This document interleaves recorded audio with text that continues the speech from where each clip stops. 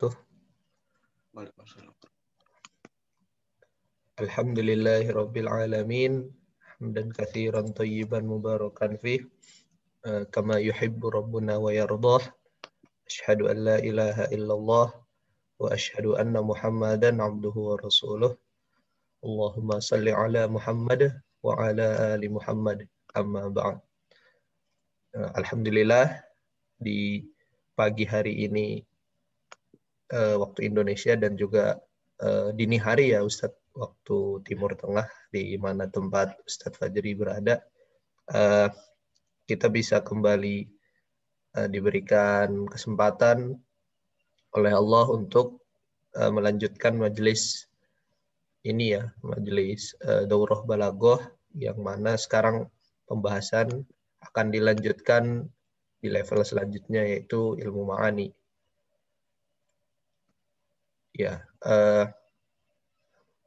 kepada teman-teman mungkin mengingatkan juga, apabila ada yang ingin memesan kitabnya, insya Allah masih bisa. Nanti tinggal kembali mengisi form pendaftaran saja, tapi yang di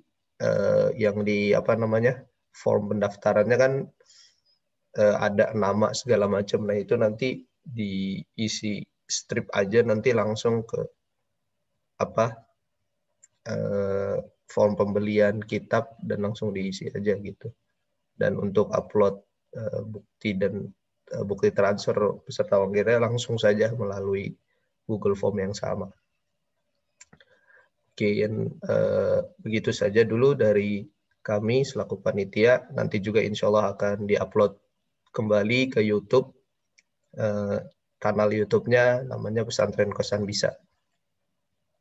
Oke. Karena Ustadz Fajri sudah hadir, saya berikan waktu dan tempat kepada Ustadz Fajri. Tafadhol, Ustadz. Bismillahirrahmanirrahim. Assalamualaikum warahmatullahi wabarakatuh. Alhamdulillahirrahmanirrahim. Wa bihi nasta'in wa ala umuri din wa din. Wassalatu wassalamu ala asyrafil anbiya'i wal mursalin.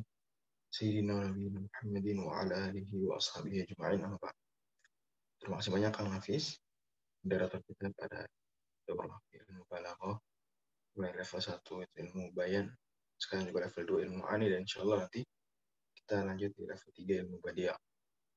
Dan ilmu ma'ani sebenarnya di banyak buku balaghah itu ditaruh di bab pertama, di bagian pertama. Dari 3 ilmu, banyak buku balaghah memulai dengan ilmu ma'ani, baru bayan, baru badiah. Dan ini sebenarnya dari perspektif falsafah, ilmu balaghah itu paling tepat. Ilmu ma'ani dulu, karena ilmu ma'ani ini adalah menjadikan ucapan kita sesuai dengan kondisi. Kemudian terputus-putus. Beneran terputus-putus. Semuanya yang merasa terputus apa? Cuma sebagian Saya aja. tidak, di saya jelas. Mungkin dari yang bersangkutan bisa kembali reconnect aja. Tapi nggak apa-apa kalau, tapi bagus kalau ada laporan itu nggak apa-apa, bagus. Karena kita nggak tahu ya. Itu kita doang apa semua juga. Nggak apa-apa, laporin aja setiap kayak gitu, nanti tulis aja laporan. Ini memang salah satu kendala belajar online itu ya. Jadi tapi nggak masalah. Kalau saya sih ada yang laporan gitu bagus justru. Kalau diem-diem aja malah kesian. Nggak putus-putus tapi nggak ada gambar. Ada juga yang gitu ya. Ya itu kalau gambar nggak esensial lah. Nanti belum di-share ya. Nanti insya Allah akan di-share screen. Penting suara. Oke. Jadi saya bilang bahwa sebenarnya urutan paling sesuai dengan falsafah ilmu balaghah itu adalah ma'ani dulu, kemudian bayan, kemudian badiah. Karena ma'ani itu adalah menjadikan ucapan kita sesuai dengan kondisi. Bayan itu memperjelas maknanya. Jadi bayan sebenarnya menopang ilmu ma'ani. Menjadi memperjelas apa yang disampaikan dalam ilmu ma'ani. Nah, kemudian badi memperindah. Jadi ma'ani ini adalah supaya ucapan kita maknanya sesuai dengan kondisi. Jadi maknanya dia. Bayan memperjelas, kan bayan. Jadi ma'ani ini substansinya di ma'ani. Kan makna. Ucapan kita mau ngapain? Menyampaikan apa gitu? Kita ngomong menyampaikan apa? Kan bukan sekadar kata-kata kan, tapi makna. Lebih penting mana? Kata-katanya apa maknanya? Kita bicara lebih penting ya, dua-duanya penting. Tapi lebih penting mana?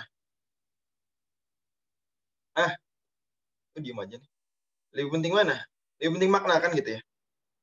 Daripada kata lebih penting makna, walaupun dua-duanya penting. Nah, jadi ilmu ma'ani itu duluan, makna itu paling kita perhatikan. Nah, terus bayan memperjelasnya sesuai dengan nama ilmunya, ilmu bayan, memperjelasnya. Saya untuk memperjelasnya perlu diumpamakan, untuk memperjelasnya dipergunakan kinayah dan sejenis. Sudah kita pelajari waktu itu. Kemudian badi apa? Baru memolesnya, memperindahnya. Baru nih kita bicara kata-kata. Maupun semua tadi kata. Ya, jadi itu seperti itu. Hanya saja ini mungkin kita review cepat aja ya untuk pendahuluan ilmu balaghah, karena sudah pernah kita bahas juga di ilmu bayan. Tapi nggak apa-apa kita ulang untuk menegaskan. Jadi itu urutan yang standarnya. Hanya saja kemudian karena pembahasan ilmu ma'ani itu banyak, ya. Jadi kalau dihitung-hitung jumlah bab ilmu ma'ani lebih banyak daripada ilmu bayan. Ilmu bayan itu 3-4 bab saja. Sebagian menuliskan 3 bab, sebagian 4 bab. Sementara ilmu ma'ani standarnya 8 bab. Standarnya 8 bab. Ada yang menyingkat, ada yang kemudian menulis lebih sedikit dari bab tersebut, tapi maknanya tetap 8 bab. Ini 8 bab tadi kadang disajikan dalam jumlah bab lebih sedikit, tapi tetap esensinya 8 bab. Adapun ilmu badi paling banyak babnya. Ilmu badi paling banyak babnya. Walaupun bisa dibagi jadi 2. Tapi sebenarnya 2 itu turunannya banyak. Makanya sebenarnya ilmu ma'ani meskipun standarnya dalam falsafah ilmu balaghah dia duluan, tapi karena dia banyak pembahasannya dan cukup rumit nanti dan tidak seindah ilmu bayan pembahasannya, maka kemudian sebagian penulis nggak menaruhnya di depan. Seperti misalnya penulis Al-Balaghatul Wadhihah nggak nyantumin di depan. Orang kalau belajar balaghah langsung ilmu ma'ani, itu sering, waduh, apa ini ilmu nih? Gitu ya. Merasa susah. Merasa faedahnya sedikit, merasa ilmu ini katanya indah. Kok enggak banget. Enggak indah-indah banget. Paham ya? Makanya banyak penulis kemudian ilmu ma'ani nggak terdepan. Ada yang naruhnya kedua, ada yang naruhnya ketiga malah. Di buku Al-Kahfi yang kita pakai bukunya. Ilmu ma'ani nomor berapa? Nah, nomor berapa ilmu ma'ani? Nomor 3 justru. Enggak nomor 2, nomor 3. Ini ilmu bayan di buku kita. Bayan, badi baru ma'ani. Bayan, badi, ma'ani. Nah, terus kenapa kok Yayasan bisa nih naruhnya di level 2? Nah, karena dipandang ilmu ma'ani, wallahualam ini tentu ijtihad ya. Artinya bisa saja suatu hari diubah, bisa jadi keliru, bisa jadi ada yang lebih tepat. Standar yang biasa namanya juga perkara bukan nas, bukan qat'i. Karena ilmu ma'ani, karena ilmu badi ini terlalu tersier kebutuhan kita terhadap ilmu badi. Terlalu tersier terhadap ilmu badi. Paling primer itu terhadap ilmu ma'ani. Nah, karena itu kemudian dimenangkan dari ilmu badi. Agar nanti ilmu badi kita ketika sudah belajar ilmu bayan, ilmu ma'ani, udah yang paling esensial kebutuhan primer dan sekundernya bayan, primernya tuh ma'ani, kurang lebih gambaran dan begitu. Baru yang tersier yaitu ilmu badi. Baru ilmu badi. Ilmu badi banyak banget. Juga dari sisi itu seperti yang pertama. Dari sisi urgensi, ilmu ma'ani jauh lebih penting daripada ilmu badi. Walaupun tadi kenapa nggak taruh di awal, karena mungkin lebih rumit dan lebih banyak pembahasan daripada ilmu bayan. Dan tidak seindah ilmu bayan. Ilmu bayan biar teaser istilahnya ya. Apa sih? Appetizer juga kalau di rumah makan tuh. Jadi kasih makanan dulu yang bikin dia lapar, yang bikin dia nafsu makannya tinggi. Nah, ilmu bayan itu. Yang mudah dulu, yang sedikit pembahasannya, yang indah gitu ya. Tapi walaupun itu bukan esensinya ilmu ma'ani. Nah, nanti ilmu badi anggaplah itu apa? Makanan penutup apa itu namanya? Kalau jadi yang kita datang ke rumah makan, disajikan makanan yang bikin kita terpancing makan dulu, terus baru makanan yang intinya gitu. Itu ilmu ma'ani. Itu baru apa tuh? Diserap pencuci mulutnya itu ya. Mungkin yang manis-manisnya gitu ya. Halawiyat kalau di sini. Kayak gitu gambarannya. Juga karena ilmu badi babnya banyak banget. Ya babnya jadi 2 awalnya ya, tapi jadi banyak turunannya, banyak. Khawatir nanti kalau kita taruh bab 2 dulu kayak gitu nanti pembahasan badi nomor 2 nanti malah ini banyak banget, akhirnya nggak lanjut ke ilmu ma'ani. Jangan ilmu ma'ani dulu ya, masih terbatas. Walaupun banyak tapi terbatas. Lebih sedikit daripada ilmu badi. Ilmu badi banyak. Istilahnya banyak ilmu badi. Oke, itu barangkali hilang suaranya. Kedengeran sampai mana hilangnya? Kedengeran ya. Tolong Kak Nafis juga aware ya. Tapi terima kasih atas laporan-laporan. Oke, jadi itu tadi gambaran soal urutan level ya, agar kita kemudian paham. Dan juga tadi saya udah berikan beberapa perumpamaan, itu berarti perumpamaan yang sifatnya bayani, ya enggak? Saya udah berikan perumpamaan tadi agar kita lebih ngeh apa sih hubungan antara ilmu ma'ani, bayan, badi ini apa sih hubungannya. Tadi sudah saya berikan beberapa perumpamaan dengan kebutuhan primer, sekunder, tersier, kemudian dengan makanan pembuka, makanan inti, makanan penutup. Saya berikan perumpamaan juga tadi dengan apa tadi? Dengan esensinya dari ilmu ma'ani, bayan, dan badi itu apa sebenarnya falsafahnya yang saya tadi sampaikan. Mudah-mudahan jadi lebih jelas. Sekarang lebih jelas ya, lebih kebayang ya. Gimana? Kebayang nggak? Antara hubungan ilmu ma'ani, bayan, dan badi, lebih kebayang apa malah tampak jelimet? Oke. Dan jangan lupa bahwa ketiga ilmu ini semuanya disebut ilmu balaghah. Jadi kalau disebut ilmu balaghah, maka maksudnya 3 ilmu ini. Dan mempelajari ilmu balaghah sudah banyak saya sebutkan faedahnya dulu, tapi kita ulang lagi. Setidaknya ada 5. Yang pertama, membantu mendalami Quran dan Sunnah. Membantu mendalami Quran dan Sunnah, karena Quran dan Sunnah dalam bahasa Arab, dan karena Nabi SAW diberikan jawamiul kalim, diberikan kata-kata yang ringkas dan namun padat. Nabi SAW juga adalah afsahul Arab, orang Arab yang paling fasih. Maka jelas pasti ucapan beliau nggak hanya maknanya yang penting, tapi juga bahkan kata-katanya penting. Teksnya juga penting. Dan juga dalam. Dan juga maknanya luas. Apalagi Allah Subhanahu wa Ta'ala pun demikian. Allah Subhanahu wa Ta'ala ya, tentu tidak mungkin ucapannya remeh, ucapannya sia-sia, ucapannya kemudian datar, dangkal, enggak mungkin, pasti dalam. Akhirnya kemudian untuk memahami itu semua kita butuh ilmu balaghah.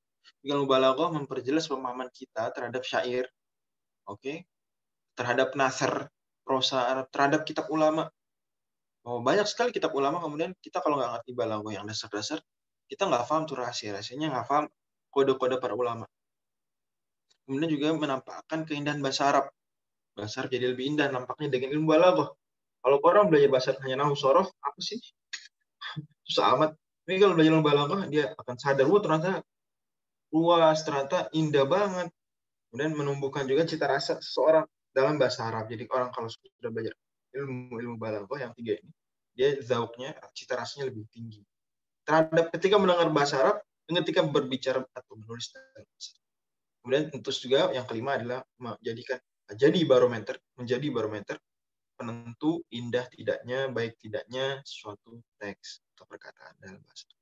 Itulah kenapa kata Imam Al-Akhdari dalam Al-Jauharul Maknun, matan dasar ilmu balaghah, kata beliau, wa li'annahu karuhil i'rabi. Sesungguhnya ilmu bahasa Arab adalah laksana ruh bagi i'rab, wa huwa li ilmi nahwi kallubabi. Dan dia bagi ilmu nahwu seperti jantung, seperti otak. Oke, itu barangkali terkait dengan ilmu balaghah secara umum. Adapun terkait ilmu ma'ani, maka sudah kita sebutkan dahulu siapa yang pertama kali membukukan ilmu ma'ani. Nah,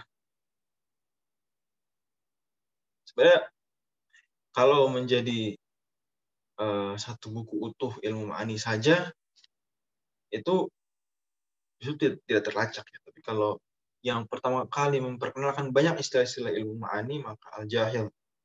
Siapa tokohnya? Al-Jahil yang wafat tahun 255 Hijriah. Wafat tahun 255 Hijriah.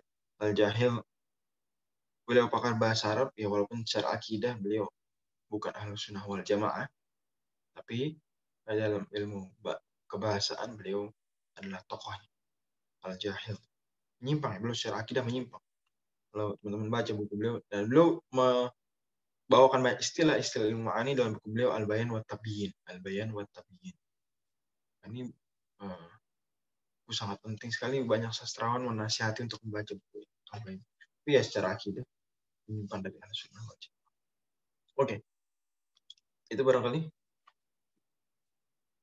Kita langsung masuk ke materi di halaman 325. Bahasan pertama, ini slide-nya, kita pakai slide dan teman-teman nanti harapan saya baca bukunya. Bukunya wajib dibaca, tapi kalau pengajian bisa lihat slide. Next slide, silakan. Kalau dibuka halaman 325. Next slide, geser.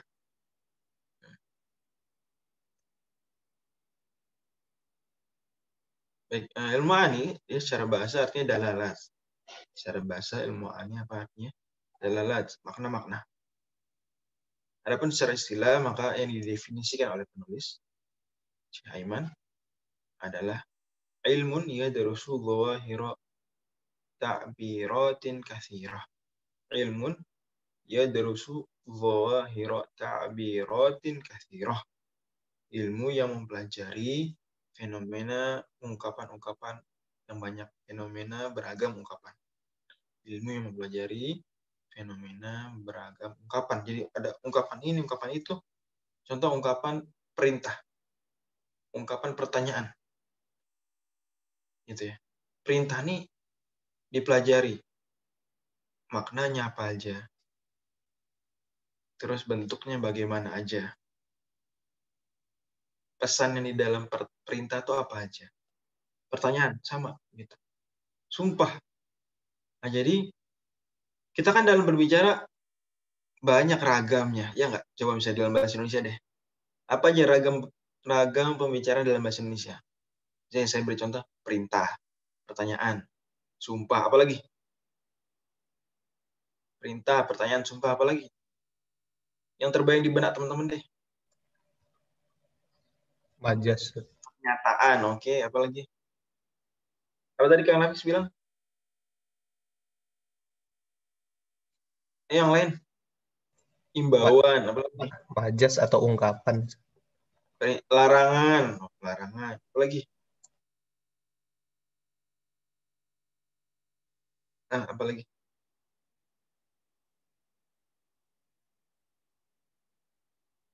Penegasan, itu jadi macam-macam ya.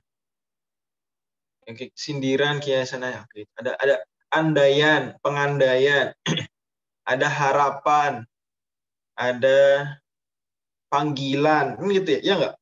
Nah, ini takbir, namanya takbiratin. Nah, ilmu ma'ani itu mempelajari tadi semua.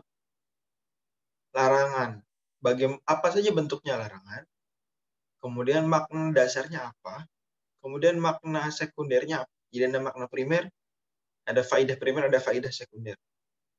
Oh, kemudian rahasia-rahasianya apa? Itu ilmu ma'ani, ilmun ya darusul dhawahira ta'biratin kathirah. Next. Jelas ya definisinya ya. Nah, teman-teman sekalian, tadi saya bilang tadi bahwa ada namanya ragam bahasa, ragam pengungkapan. Nah, itu disebut dengan uslub. Uslub, ragam pengungkapan seseorang, ragam pembicaraan seseorang. Nah, dalam bahasa Arab, ragam ada dua. Uslub ada dua. Yang pertama uslub khobari. Yang kedua uslub apa? Uslub insya'i. Ingat ini. Uslub ada dua. Uslub apa? Uslub khobari dan uslub insya'i. Apa tuh khobari? Dan ini menarik ya. Ini sebenarnya pembagian ini juga berlaku dalam bahasa seluruh dunia. Oh ya, FYI, sebagai informasi bahwa kalau ilmu nahwu dan sorof itu terbatas pada bahasa Arab saja. Oke? Karenanya tidak diterima argumen dalam nahwu dan sorof kecuali dari orang Arab asli. Makanya dikenal dengan namanya asrul ihtijaj, era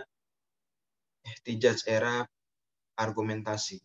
Itu bahwa ada era tertentu yang omongan orang Arab saat itu adalah argumen, adalah dasar, adalah landasan dalam nahwu dan sorof.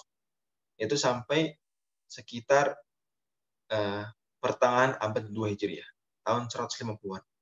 Ini Imam Syafi'i lahir lah. Terakhir-terakhir tuh tokoh-tokoh yang jadi argumen dalam bahasa Arab tuh Imam Syafi'i lah. Masa yang Syafi'i. Banyak yang bilang sampai abad 2. Let's say abad 2. Sampai abad 2 Hijriah. Oke? Tokoh di antara tokoh terakhir itu Imam Syafi'i. Imam Syafi'i makanya omongan beliau tuh hujah dalam bahasa. Jadi kalau Imam Syafi'i ngomong A berarti pasti benar tuh, pasti nahu benar, pasti sorofnya benar, walaupun mungkin nggak standar tapi itu benar. Makanya kata Imam Ibnul Hajib ya dalam matan Asy-Syafi'iyah beliau, matan Asy-Syafi'iyah Ibnul Hajib, beliau bilang wahiyya lughatu Syafi'i.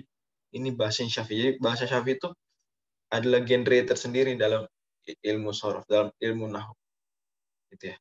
Imam Syafi'i lahir tahun 150 dan wafat tahun 204. Tapi kalau setelah udah abad ketiga, omongan Arab udah nggak jadi argumen lagi, omongan Arab satu. Karena udah tidak dianggap fasih. Sudah tidak dianggap murni. Karena nahwu sorof itu murni kaidah bahasa. Adapun ilmu balaghah maka dia ilmu yang banyak menggunakan akal. Jadi logika berbahasa. Dan ini nggak cuma orang Arab, semua manusia yang berbahasa itu punya sense tersebut. Maka dalam ilmu balaghah itu tidak dikenal asrul ihtijaj yang strict seperti ilmu nahwu dan sorof. Ya tentu tidak semua omongan Arab diterima dalam ilmu balaghah, tapi syair-syair yang muallad itu diterima. Lugha-lugha yang mualladah diterima. Mualladah tuh bahasa Arab tapi sudah turunan, bukan bahasa Arab yang murni, sudah pengembangannya. Itu diterima. Bahkan contoh-contoh dalam ilmu balaghah pun berkembang dengan perkembangan zaman. Ya, berkembang dengan perkembangan zaman. Jadi kita bisa bawakan contoh dalam ilmu balaghah, termasuk ilmu ma'ani, yang modern-modern bisa. Pun kita bisa memahaminya dalam bingkai bahasa Indonesia, karena ini berserikat di situ bahasa Arab dan bahasa-bahasa dunia. Oke? Termasuk dalam hal ini, uslub ada dua, khobar dan insya'i. Ini dalam bahasa Indonesia juga konsep berpikirnya juga bisa seperti ini, walaupun mungkin pembagiannya, pemaparannya tidak persis. Anyway, intinya uslub ada dua. Khobari yaitu apa? Kullu ma yahtamilus serapan. Ini mirip-mirip serapan. Mirip-mirip serapan. Oke. Kullu ma yahtamilus sidqa wal kadhiba lidzati. Khobari adalah setiap ucapan yang apa? Mengandung amiyah enggak fasih. Yang fusha aja. Tapi fusha kan ada yang kosakatanya ada yang enggak murni dari orang Arab. Itu dikatakan tadi pernyataan tadi saya tadi bahwa ihtijaz dalam balaghah itu tidak sestrik ihtijaz dalam nahwu sharaf itu dinyatakan Imam Asyuti dalam syarah dalam buku balaghah syarah alfiyah beliau, syarah alfiyah balaghiyah. Beliau menyatakan demikian. Oke. Makanya beberapa kamus juga memperhatikan kosakata seperti kamus-kamus klasik ya, kamus Tabul Ain, Jamharut Lughah nih, Jamharut Lughah itu riset saya waktu di S1 ya. Riset pertama kan ada 3 kali riset. Satu saya dulu 3 kali semacam skripsi gitu ya. Ada 3 kali. Yang pertama tentang Jamharut Lughah itu kamus klasik. Itu juga dia memperhatikan apa yang terjadi setelah abad kedua Hijriah. Itu dimasukkan. Kenapa? Buat apa? Kan tidak jadi argumen dalam ilmu nahwu sharaf. Ya, dalam ilmu nahwu sharaf nggak pakai, tapi dalam ilmu balaghah pakai. Anyway, bahwa khobari itu apa? Kata-kata yang mengandung artinya ya itself ya. Jadi khobari terlepas dari siapa yang mengatakannya, itu mengandung kebenaran atau kedustaan. Dia mungkin benar, mungkin kita percaya, mungkin juga bohong, mungkin juga salah, keliru.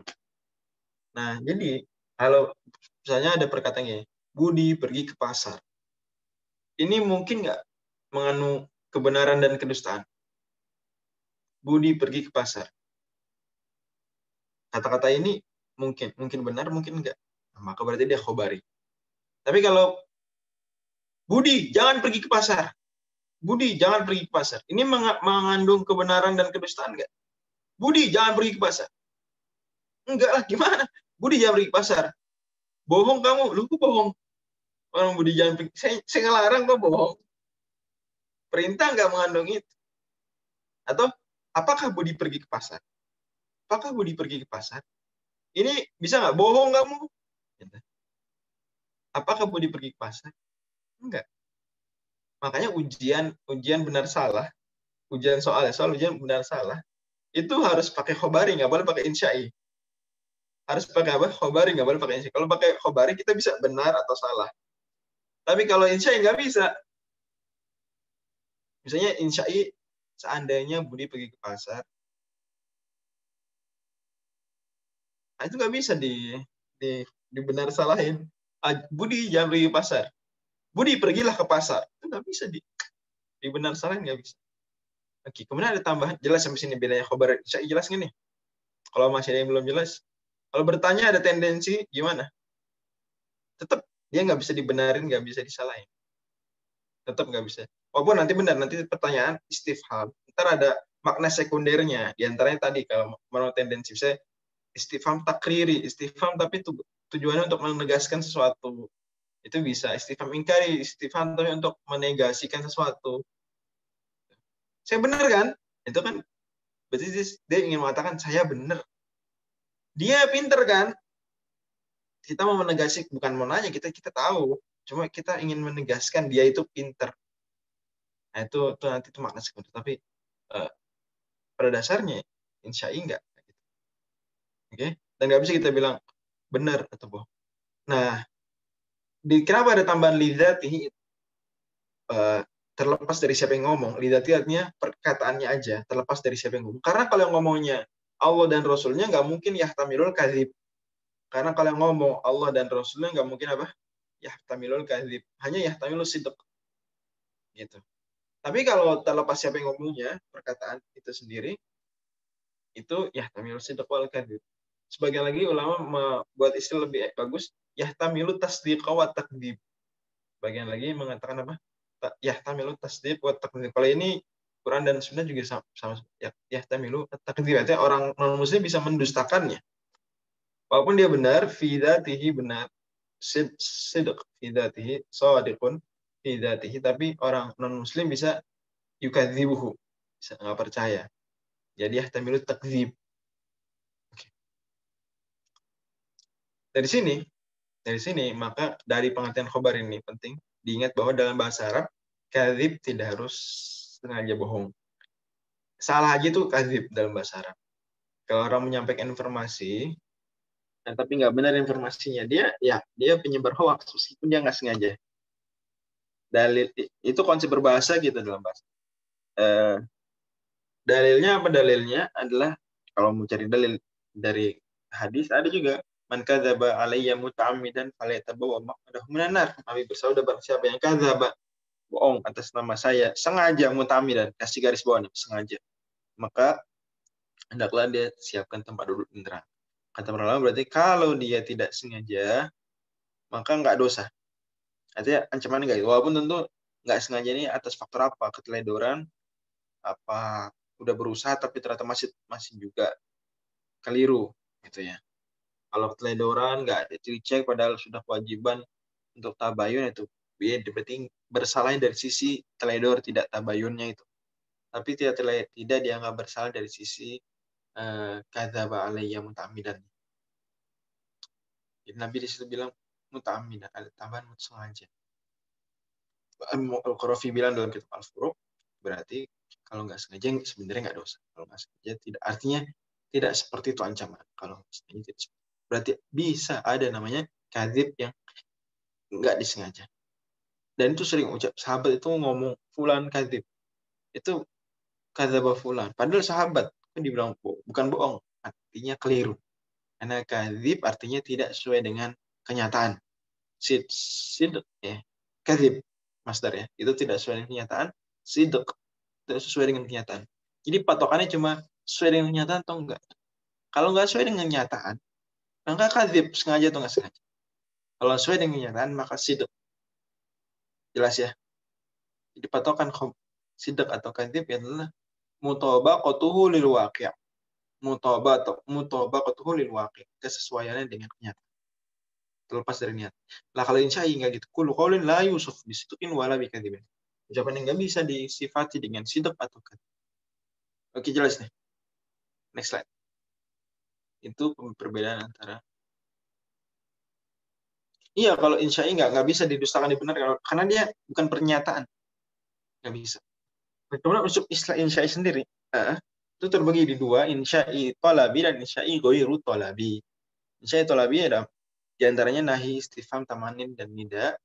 Insya' ghairu talabi diantaranya ta'ajjub, madah, dzam, qasam. Ta'ajjub, madah, dzam, qasam. Nahi amr berarti larang, amr perintah, nahi larangan, istifham pertanyaan, tamanin pengandaian, nida panggilan. Ta'ajjub ketakjuban, madah pujian, dzam celaan, qasam sumpah. Sumpahnya ya, bukan pernyataan setelahnya, sumpahnya itu. Kalau pernyataan setelah sumpah yaitu masuk khabari, tapi sumpahnya itu sendiri itu masuk insya'i. Jadi, ntar kita rinci kalau udah sampai situ. Insyaallah. Bedanya tolabi dan ghairu tolabi apa? Tolabi berarti ada sesuatu yang dituntut. Ada sesuatu yang dituntut. Misalnya amr, perintah. Berarti kan ada yang dituntut. Ada tolab. Kalau ta'ajub, ghairu tolabi nggak ada yang dituntut. Wih, keren banget. Wih, keren banget. Masya Allah, ta'ajub. Gitu. Ya nggak ada yang dituntut apa-apa. Kalau nahi ada yang dituntut. Jangan lakukan. Istifham ada yang dituntut. Jawaban. Dan seterusnya. Nanti insya Allah sampai situ. Bahasannya tolabi. Tapi kebayang dulu bahwa usul ada dua. Apa aja? Apa aja usul ada dua? Yang pertama, khabari, yang kedua, insya'i. Kemudian usul insya'i terbagi dua, yaitu apa aja?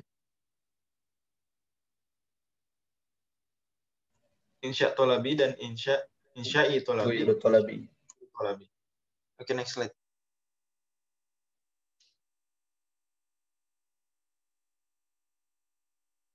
Oke, sekarang kita masuk ke khabari. Uslub khabari ada di halaman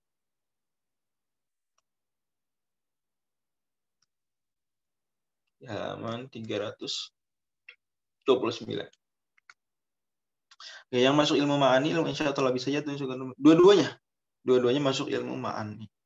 Semua yang tadi dibahas, semua uslub tadi, khabari dan insya'i dengan kedua pembagian ini itu masuk pembahasan ilmu ma'ani. Soal dibahas. Oke, clear ya. Nah, dan ilmu ma'ani nggak cuma itu. Dan ilmu ma'ani nggak cuma itu. Tapi ini fondasi dasar. Ntar ada bab berikutnya lagi dari ilmu ma'ani. Oke, usul khabari apa sih usul khabari tadi sudah disebutkan. Coba dalam bahasa Arab misalnya usul khabari Muhammadun mujtahidun. Muhammadun mujtahidun. Oke. Muhammad mujtahid. Ini khabari apa insya'i Muhammadun mujtahidun? Khabari. Kenapa khabari? Kok khabari? Kenapa? Alasannya apa? Karena ada peluang benar ya sesuai kenyataan atau enggak sesuai kenyataan. Dibenarkan atau didustakan. Mohon mujtahid. Enggak, kagak. Oh, ternyata enggak mujtahid, ternyata pemalas. Ternyata main-main muhmil. Gitu. Atau benar, ternyata memang mujtahid. Kayak gitu. Di sini disebutkan contoh lain. Satu tirus sama dan langit akan turun hujan besok. Kathratu ta'ami mufidah. Banyak makan itu bermanfaat. Nah, itu contohnya. Nah, ini jadi kita dapat 3 contoh. Muhammadun mujtahidun, satu tirus sama ugodan, dan kathratu ta'ami mufidah. Nah, khabari itu punya 2 faidah hakikiyah. Nanti kita belajar setiap contoh, nanti ada setiap uslub ada faidah hakikiyah dan fawaid balaghiyah. Faidah hakikiyah dan fawaid balaghiyah. Faidah hakikiyahnya itu makna primer. Fawaid balaghiyah makna sekunder. Let's say demikian aja. Dari uslub khabari punya 2 faidah hakikiyah. Itu pertama faidatul khabar, itu faidah dari khabar itu apa sih? Menginformasikan. Sifatnya informatif. Faidatul khabar yaitu memberikan informasi kepada lawan bicara, apa yang dia belum ketahui. Itu faidatul khabar. Contoh misalnya ada orang dia nggak tahu apa-apa. Kita bilang, Muhammadun mustahidun. Ah, berarti, oh gitu, kata si lawan bicaranya. Berarti sekarang faedahnya apa? Faidatul khobar. Karena kenapa? Karena kita memberikan informasi yang dia belum ketahui. Ada orang nggak tahu apa-apa, kemudian kita bilang, satum tirus sama ugadan, besok turun hujan. Ah, oh gitu, ya. Berarti apa? Faidatul khobar. Atau kita bilang, kasratu ta'ami mufidah. Banyak makan itu berfaedah. Oh gitu. Nah, faidatul khobar. Baru tahu. Jadi kita mempunyai informasi dengan asumsi dari kita bahwa orang ini nggak tahu. Faidatul khobar. Ada lagi faidah hakikiyah juga. Nah, hakiki nih dari usul khobari. Yang kedua adalah lazimul faidah. Lazimul faidah artinya kita sudah mengetahui bahwa lawan bicara tahu. Kita tahu dia udah tahu. Tapi tetap kita sampaikan informasi khobar. Tujuannya banyak, diantaranya mengingatkan, tujuannya diantaranya berbahasa basi, ya. Tujuan diantaranya untuk afirmasi. Kita tahu dia tahu, tapi kalau kita sampaikan, maka kita semakin yakin apa yang tadi kita sampaikan. Contohnya misalnya, ini teman kita tahu Muhammad itu orang rajin. Jadi kita ngobrol sama dia lagi ngobrol, Muhammad mustahid. Iya, mustahid dia. Kita tahu dia tahu, tapi kita ngomong aja. Itu namanya lazimul faidah. Lazimul faidah. Dengan kita ngomong itu kita bisa dapat banyak pesan ya, banyak makna. Dia hanya adalah penegasan. Ketika dia ternyata mengiyakan, oh berarti benar, lebih yakin kita gitu. Beda ya, jadi kita ngomong ke teman kita, dia nggak tahu Muhammad mustahid, oh gitu, nah, itu fa'ilul khobar. Tapi Muhammad mustahid, iya Muhammad mustahid, itu lazimul fa'idah. Atau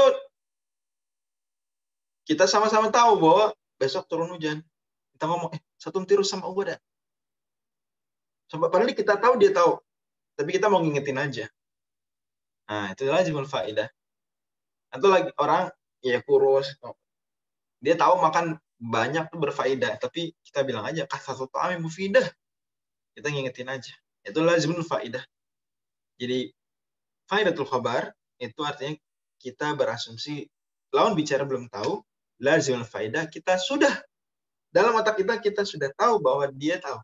Tapi kita tetap sampaikan. Itu lazimul fa'idah. Biasanya lazimul fa'idah ini buat obrolan-obrolan banyak nih. Artinya kita dalam kehidupan nggak lepas dari dua tujuan ini ngomong, gitu ya. Contoh misalnya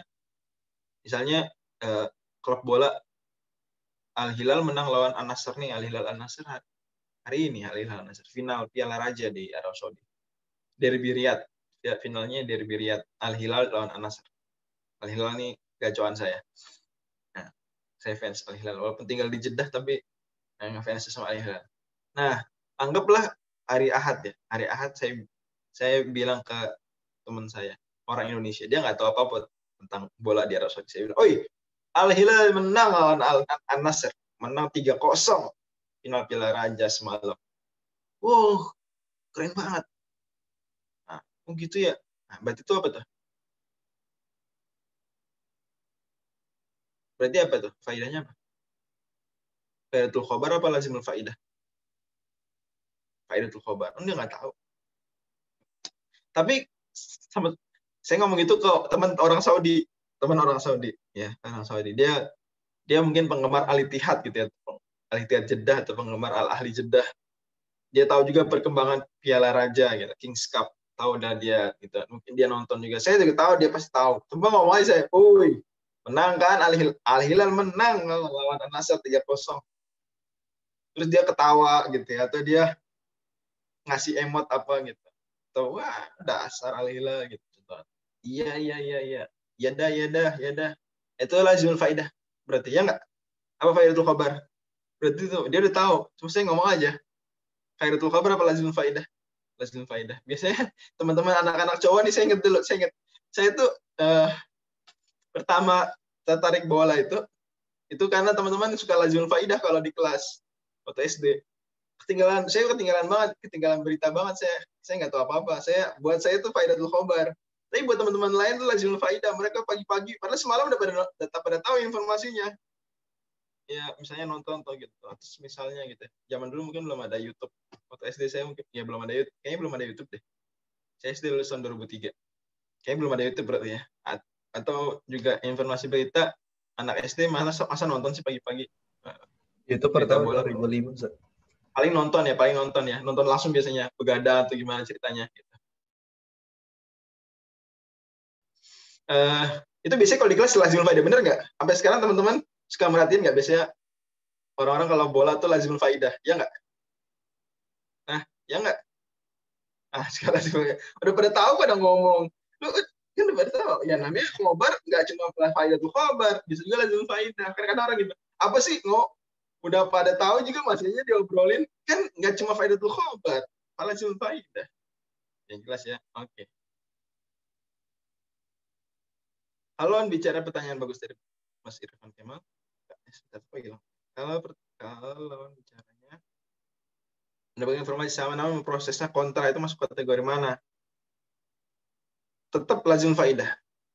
Kan kontra itu udah memang konsekuensi daripada khobar itu bisa pro bisa kontra. Itu konsekuensi dari khobar. Mau apapun faidah, mau apapun tujuan orang itu bicara, masuk kategori khobar manapun, tetap khobar itu memang bisa pro bisa kontra. Faidah tuh khobar pun gitu. Bisanya dia nggak percaya. Misalnya orang nggak tahu apa-apa terus dikasih tahu, Inter Milan membantai Madrid 5-0. Nggak percaya saya. Padahal dia nggak tahu, tapi itu saja nggak percaya. Itu faidatul khabar. Jadi faidatul khabar pun bisa kontra. Lazim faidah juga gitu, bisa juga dia udah tahu tapi kontra nggak percaya. Nah, jadi tetap memang pro kontra ini memang sudah tabiat dari khabar itu. Jelas ya? Oke, next slide.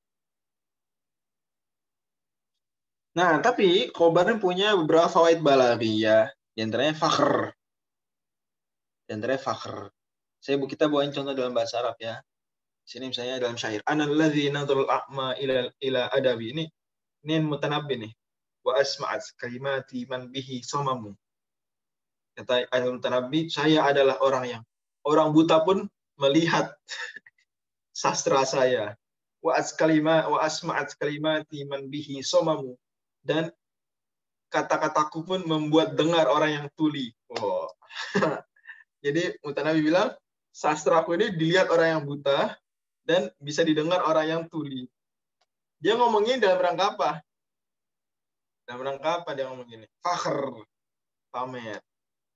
Jadi ini fawaid balaghiyah ini tambahan. Jadi faidah tadi, faidah hakiyah itu bisa plus faidah balaghiyah. Plus faidah. Jadi faidah faidah intinya tuh hakiyahnya itu dua tadi. Dua. Ya.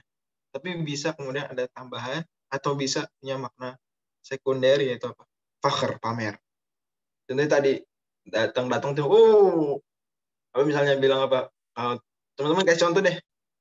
Yang paling akrab, nggak harus bola sih. Boleh juga acara apa di internet, acara di TV gitu kali ya, atau kejadian apa politik atau ekonomi apa gimana? Fakhr contohnya gimana? Kang Nafis deh. Contohnya gimana Kang Nafis? Fakhr gimana?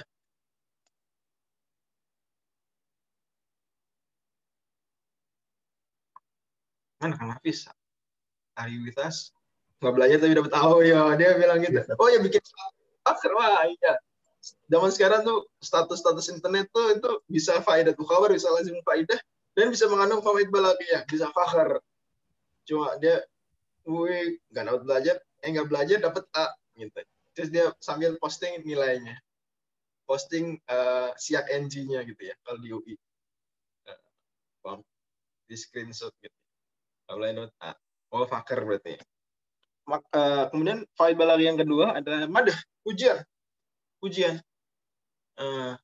Semisal di sini dibawakan bait syair, nasartahum fawqa uhaydabi nasratan kama nusirat fawqal arusid darahim. Ya betul. Pernyataan Bang Zaki betul. Kata ini, jadi dia memuji, dia nyebut bait syair ini ingin memuji. Jadi kita juga bisa sama, kita juga tadi bilang Muhammadun mujtahidun. Kita nggak cuma nyampaikan informasi aja, tapi juga sebenarnya memuji. Yang ketiga, tahassur, penyesalan atau kesedihan. Tahassur. Ya. Misalnya nilai ujian saya D. Dia ngomong gitu ke teman. Ujian gue nilainya D. Itu berarti faidatul khabar bisa juga lazimul faidah plus faidah balaghah di halaman 319. 329 dan 330. 329, mulai 329. Bawah. Taubih, bisa juga taubih. Ya, seperti misalnya ada orang jatuh, ini contoh di sini, jatuh. Ya, kalau kita bilang, kita nyalain dia. Kan lantainya licin. Oh, udah jatuh. Atau kita bilang, al-misbahu fi yadik. Itu senter di tangan kamu. Masih jatuh. Artinya kesandung senter di tangan kamu. Atau ada orang banyak duit, tapi dia misalnya jatuh miskin. Atau dia boros. Kita kasih tahu, duit tuh banyak gunanya. Duit tuh penting dijaga. Kita ngomong gitu, kasih informasi, tapi sebenarnya tujuannya adalah taubih. Taubih itu menegur sesuatu kesalahan setelah terjadi. Taubih. Menegur setelah terjadi. Mengecam taubih itu. Jadi mata tuh dipakai. Nah, itu taubih itu. Itu center di tangan juga. Nah, lu punya mata kan? Tapi kalau lu punya mata kan pertanyaan. Tuh ada mata. Mata tuh buat ngelihat. Nah, kita bilang gitu. Mata tuh buat ngelihat. Nah, itu mata tuh buat ngelihat. Itu taubih. Tahassur tuh nyesel, sedih. Kita bilang, waduh, MU kalah. Kan Nafis suka MU kalau nggak salah. MU kalah, dibantai sama apa lagi?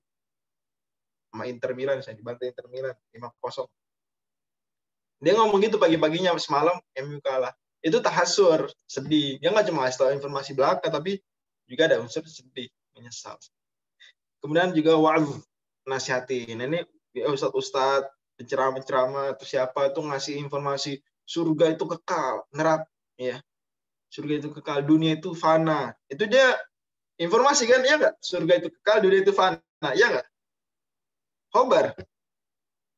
Bisa faidatul khobar, ada jamaah belum tahu, dia beranggap ada jamaah nggak tahu bahwa dunia itu fana. Atau jamaah tahu, dia tahu juga bahwa jamaah tahu surga kekal, dunia fana. Itu berarti lazimul faidah. Nah, plus ditambah fawaid balaghahnya apa? Wa'am. Nasihatin. Oke. Next slide. Itu kita sudah selesai bahas khobari sudah selesai nih. Sekarang kita bahas insya'i. Oke. Insya'i kita bahas hari ini satu aja, yaitu insya'i yang tolabi dan itu amar aja. Jadi insya'i ada dua. Insya'i apa aja? Tolabi dan ghairu tolabi. Sebutkan insya'i tolabi. Ada 5. Kita bahas 5 ya. Ada 5. Apa aja? Tadi udah dibahas. Insya'i tolabi apa aja? Amar. Terus nahi, istifham, nida, atau lagi? Tamanin. Kalau nggak pakai alif lam, tamanin ya. Kalau pakai tamanin. Kalau nggak pakai alif lam, tamanin. Kalau pakai alif lam, at-tamanni. Kan dia mankus. Tamanin. 5 ya. Kalau yang at-tamanni ya.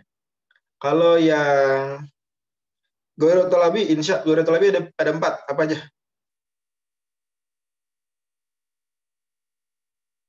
Takjub, ketakjuban, terus dzam, madah, qasam.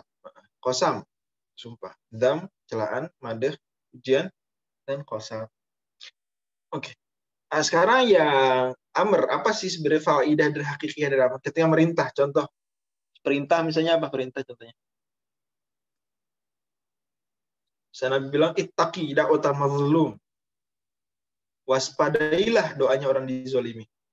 Waspadailah, itu amr. Atau Allah firmankan apa? Apa misalnya Allah firmankan, aqimis sholata, dirikanlah salat. Nah, faedah hakiki dari amar apa? Talabu tanfidil fi'li ala wajhil ilzami wal isti'la. Itu menuntut pelaksanaan sebuah perbuatan, itu talabu tanfidil fi'li, menuntut pelaksanaan suatu perbuatan. Ini ada di buku ya. Amar ini ada di buku halaman 331. 331. Oke. Mak faedah hakikinya apa? Talabu tanfidil fi'li ala wajhil ilzami wal isti'la. Itu menuntut pelaksanaan suatu perbuatan ala wajhil ilzam, secara keharusan. Itu jadi hakikinya, makna hakiki dari amar itu harus dilakukan ala wajib ilzam. Makanya hukum asal perintah apa dalam usul fikih. Ingat usul fikih itu mengandung banyak pembahasan balaghah. Karena di antara faedah belajar balaghah adalah untuk memahami agama di antara usul fikih itu. Alil wujub, betul sekali Adam. Jadi makna primer hukum asal dari perintah itu alil wujub. Ya, al-amrul mujarrad ya dulu alil wujub. Gitu.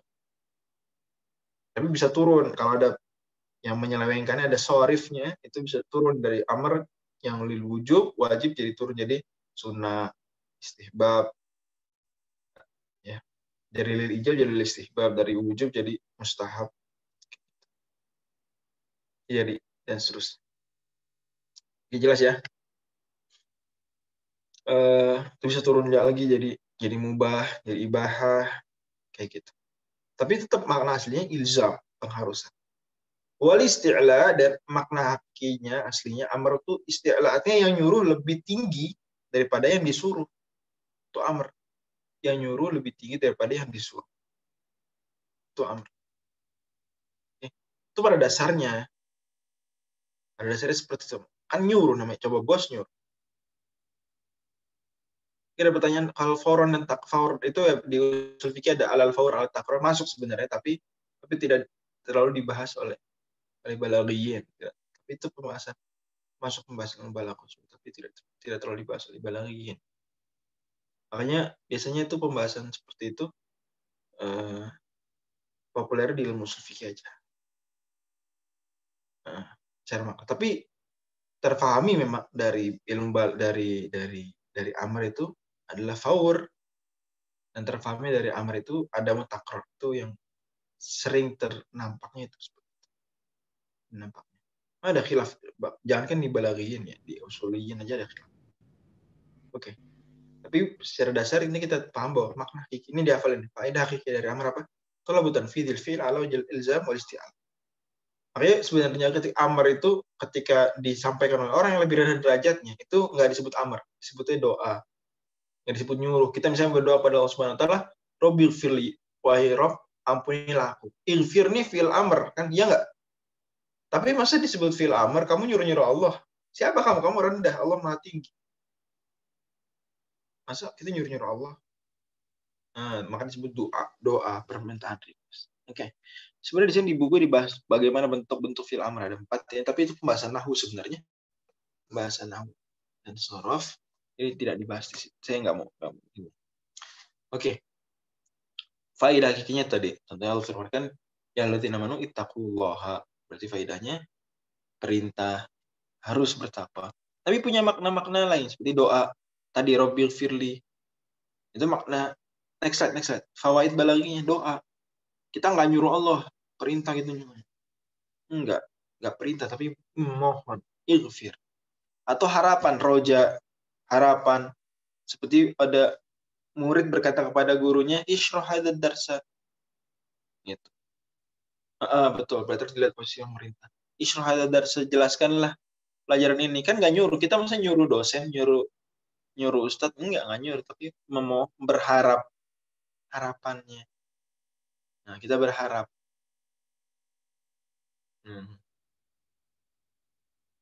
Kemudian juga iltimas. Kalau iltimas sejajar. Kita ngomong ke teman kita iltimas. Kita nggak nyuruh, karena kita nggak lebih tinggi dari dia. Tapi kita memohon. Iltimas itu apa ya? Memohon, tapi untuk yang sejajar. Kita bilang, dengerin omongan Ustadz. Dengerin. Kita ngomong itu ke teman kita sebelah. belajar yang serius. Yuk kerjain PR. Itu amar sih, tapi amar itu kan dari yang tinggi ke yang rendah.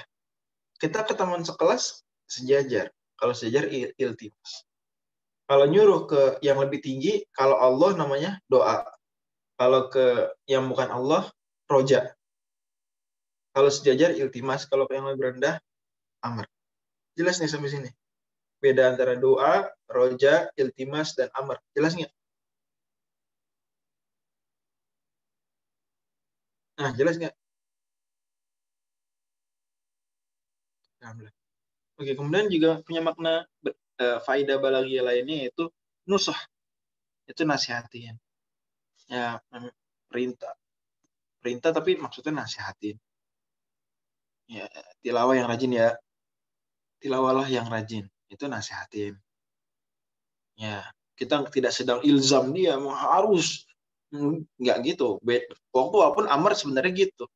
Nah, ini orang sering salah paham nih biasanya. Kalau konteksnya amar ma'ruf nahi mungkar, kalau lagi amar ma'ruf, biasanya orang merasa digurui karena dia memahami amar tuh cuma dengan makna pertama gitu.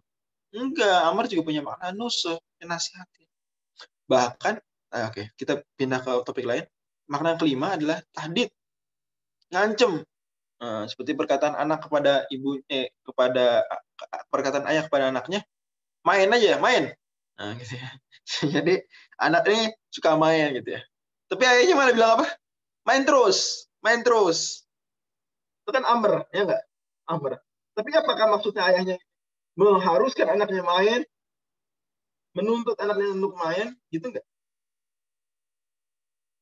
Nah, gimana? Nah, ayah lihat anaknya main, nilai jelek, main. Tapi ngancem itu justru ngancem sebalik ke amr tapi main terus. Allah juga berfirman kayak gitu. Ini dibawakan firman Allah Subhanahu wa taala kalau apa yang kafir khair amiyati amin. Ya malu masih itu. Allah firmankan di surah Fusilat, berbuatlah semau kalian. Ya malu masih itu. Apakah artinya wah asik. Asik. Allah merintahkan kita untuk berbuat semaunya. Ya, sarkas ya benar sarkas. Asik. Woi harus jadi tadi dia bilang gitu. Wih kan Yusuf Fiki hukum asal perintah lil ijab gitu ya untuk pengwajiban. Berarti kita wajib berbuat semau kita.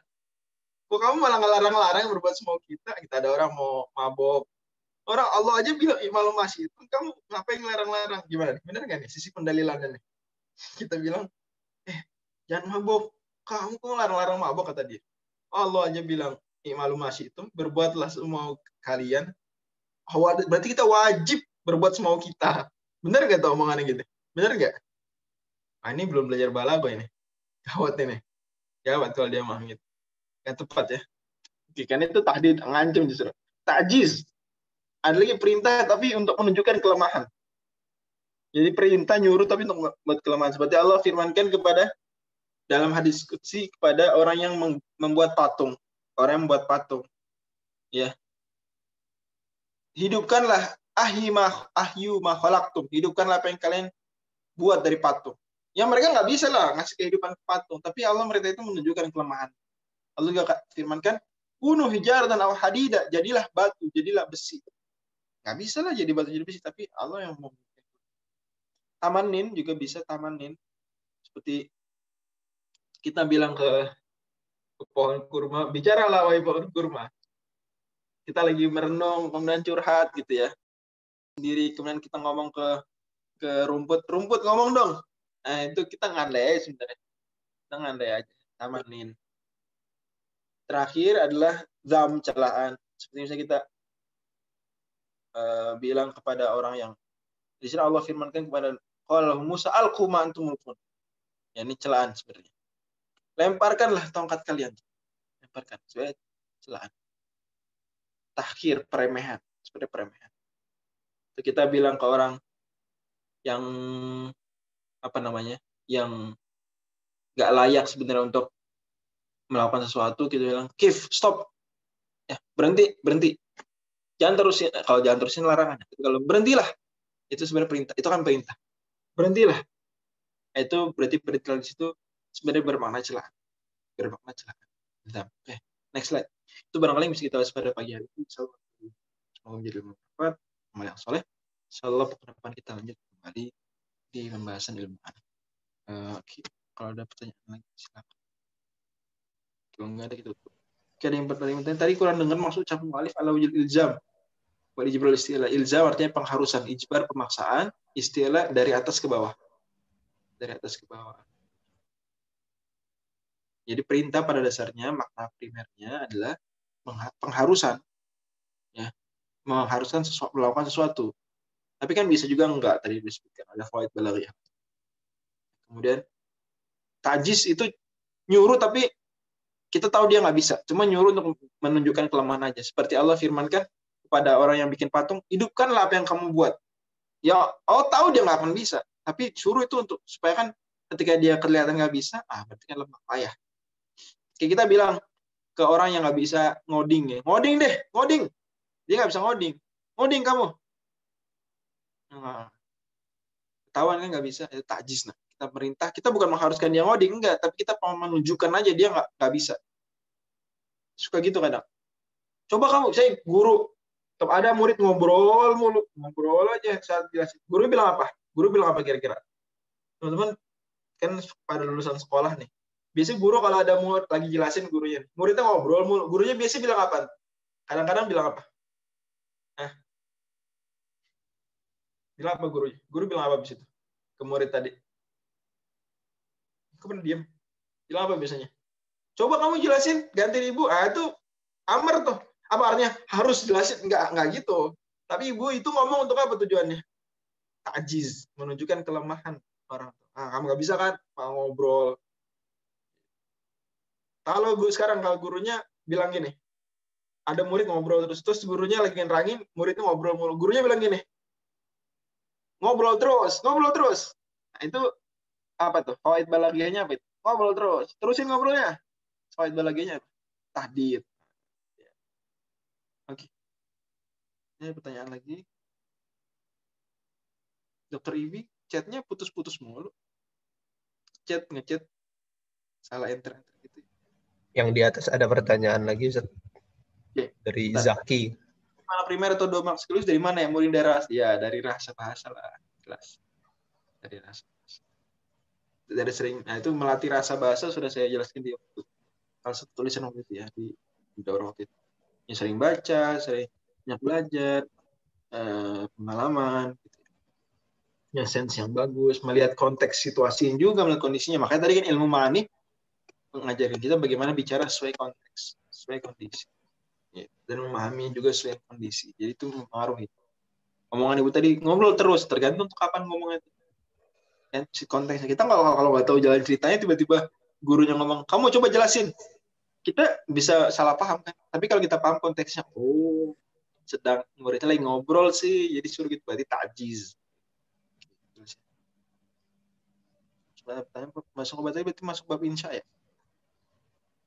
Salah satu dari 8 bab. Nah, jadi iya, dia bentuknya khobar. Gimana maksudnya? Pembahasan khobar tadi masuk bab insya. Gimana maksudnya? Bab salah satu dari 8. Ilmu ani maksudnya gimana? Saya nggak paham tanya dokter Ibi. Khobar beda dari insya. Khobar beda dari insya. Kan bisa open mic aja, Bang Ibi. Dokter Ibi gimana maksudnya? Ya, Alvan, kan tadi sebelumnya kita kalau di buku ini uslub khobari dan insya, Ustaz, ya. Terus kalau misalnya saya coba lihat di yang lain, khobar itu kok saya nggak menemukan gitu berdasarkan susunan buku yang ini, Ustaz. Adanya insya langsung gitu, Ustaz. Oh gitu. Itu buku apa itu? Coba. Ini yang sempat Balaghul Muyassar, Ustaz. Balaghul Muyassar. Coba ntar saya cek di Balaghul Muyassar dulu. Dulu kita belajar Balaghul Muyassar sama Ustaz Aris. Tahun 2019 awal ya. Awal 2019.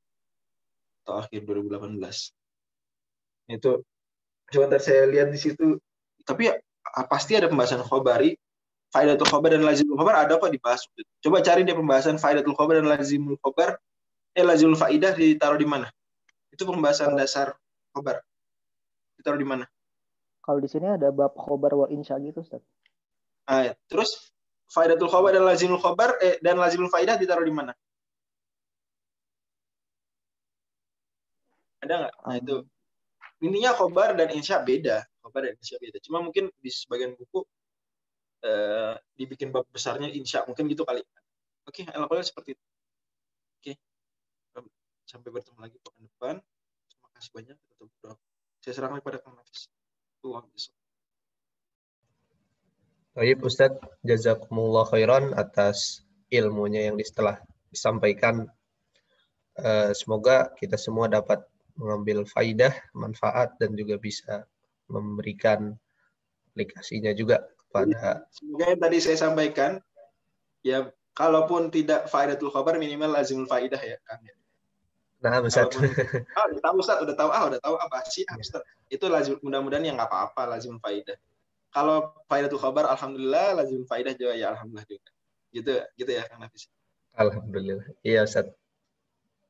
Ya baik, insya Allah nanti rekaman akan di-share sebelum hari Sabtu di pertemuan kedua yang akan datang. Terima kasih atas perhatiannya. Semoga kita semua tetap diberikan keistiqomahan. Mari kita akhiri dengan doa kafaratul majlis. Subhanallah. Itu Amar tadi Kang Nafis tuh, mari kita tutup dengan doa kafaratul majlis tuh. Amar tuh kira-kira apa itu? Fawaid balaghiyahnya apa tuh? Mari kita tutup dengan kafaratul majlis. Iltimas ya, iltimas. Ya, oke, terima kasih. Iltimas. Ya, coba tuh diterapkan di teori-teori tadi, coba diwujudkan dalam hidup, dipikir-pikir, direnungin. Itu dapat kok, itu nggak cuma di bahasa Arab, di bahasa Indonesia juga gitu. Oke, demikian. Baik, Assalamualaikum warahmatullahi wabarakatuh. Waalaikumsalam warahmatullahi wabarakatuh.